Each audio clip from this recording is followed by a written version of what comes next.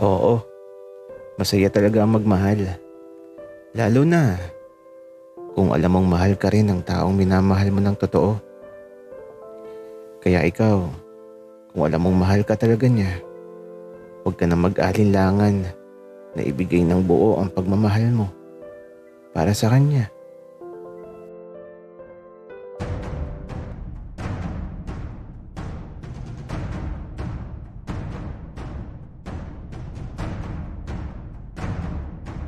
Kaibigan, huwag mong kalimutan mag-subscribe sa aming channel at huwag din kalimutan i-click ang notification bell at subscribe button. Subscribe na!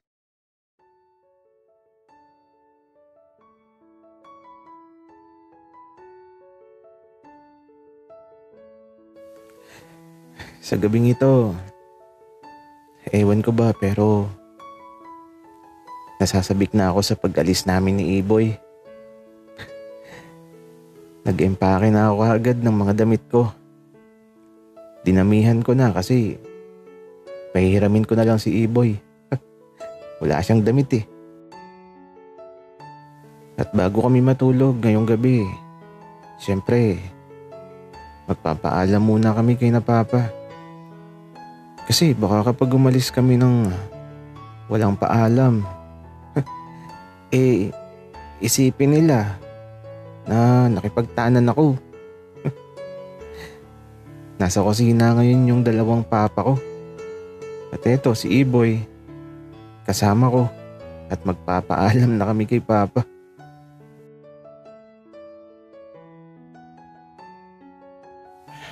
Oh, bakit hindi ba kayo natutulog?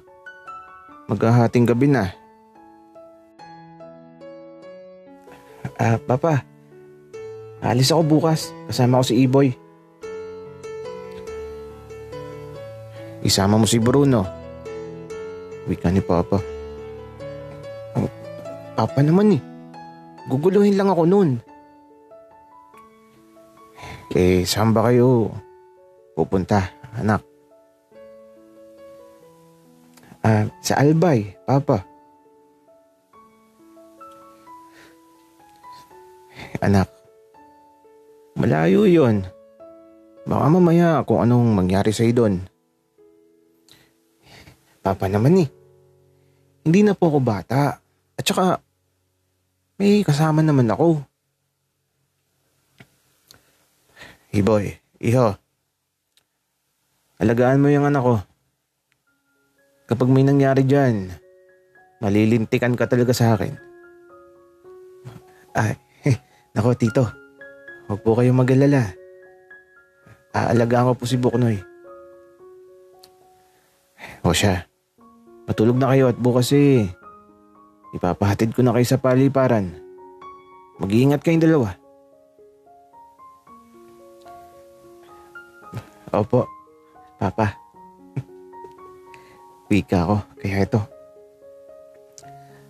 Bumalik na kami sa silid ni Iboy. At dito na din ako matutulog.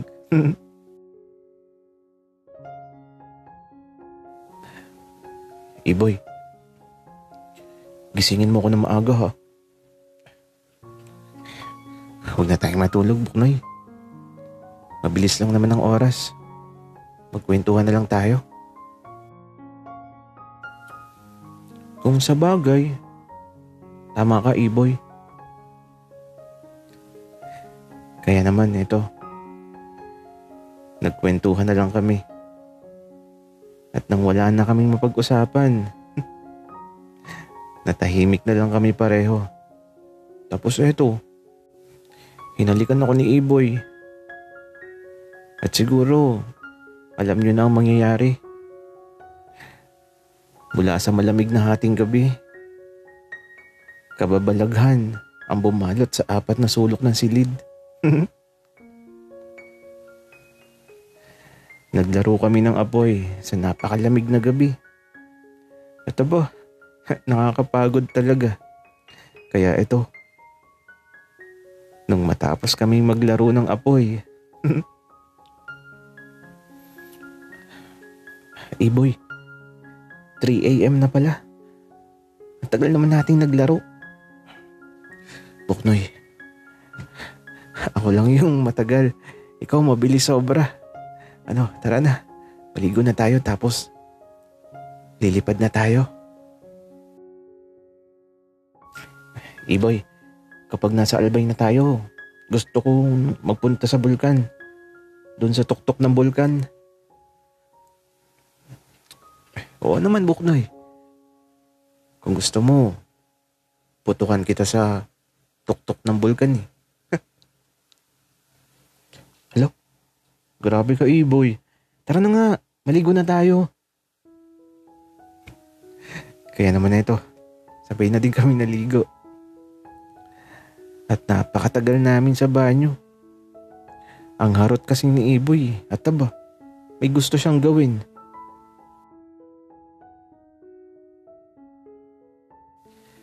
Buknoy, ipapasok ko. Gusto mo? Iboy, ayoko, masakit yun.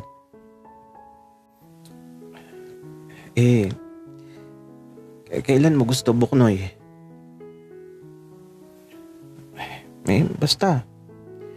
Sasabihin ko sa'yo kapag ready na ako. Ngumiti lang si Iboy. Ako naman ang nasa isip ko. Masyado naman natang mabilis. Kakabalik lang niya.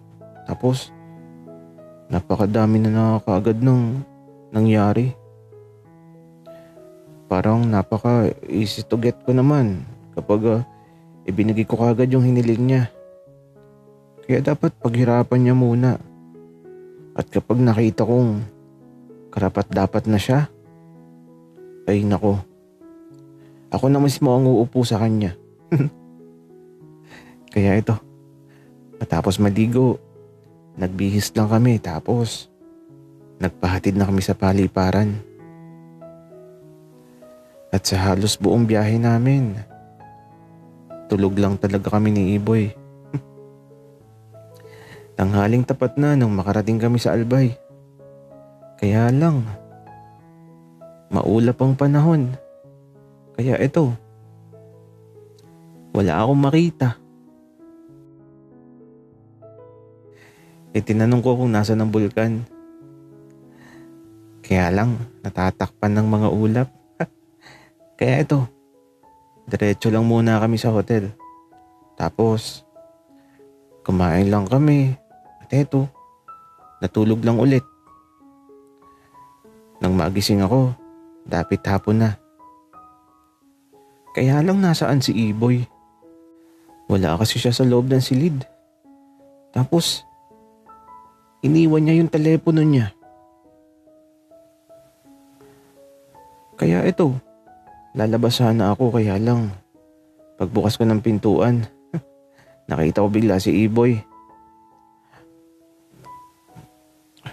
Saan ka galing, Iboy? Bumili lang ako ng turon at banana Q. Nakita ko sa bintana na may nagtitinda eh. At saka may nakausap ako sa baba. Maganda daw magpunta doon sa may bulkan nung ganitong oras. Ano? Tara na. Sakto. Wala nang mga ulap.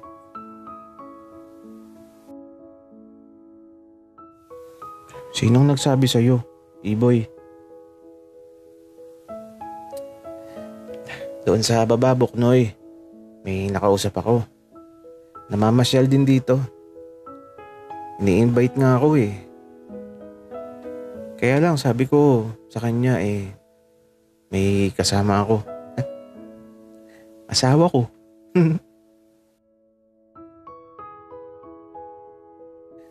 Sa totoo lang, kinilig ako sa sinabi ni Iboy. Pero may halong inis. Kasi naman, sino kaya yung nakausap niya? Sasaktan ko talaga yun kapag nakita ko. Buknoy, sawa na kita ha. Kaya huwag kang mag-alala. Sa'yo lang ako. Oo na. Pero sino yung nakausap mo? Wala yung Buknoy. Di ko din naman kilala. Paalis na din naman daw siya. Baka nga nakaalis na yun eh. Iboy, tara na. Doon na tayo kumain ng turon at banana Q.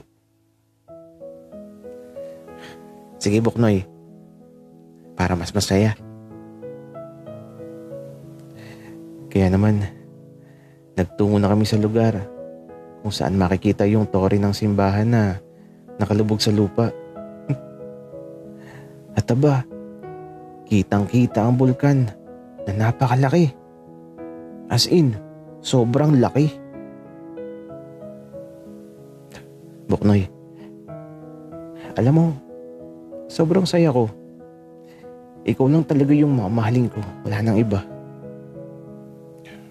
Iboy, promise mo yan ha. Kasi kapag di mo tinupad yan, ihuhulog talaga kita sa bunganga ng bulkan. Ako ba, Buknoy? Mahal mo? Oo, Iboy. Mahal din kita.